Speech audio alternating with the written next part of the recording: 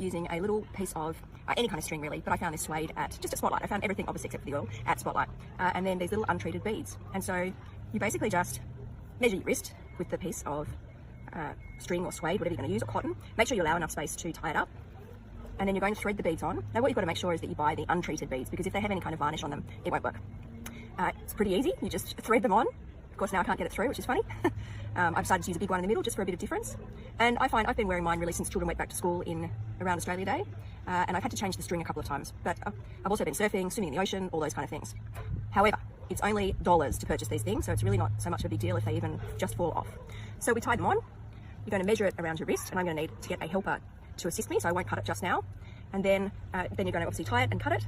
And then when you are ready, you can just pop a few drops of any oil that you choose on there, and they just soak in. And I find actually the smell lasts all day, so it's really like having your own personal diffuser right on your wrist. Hope you like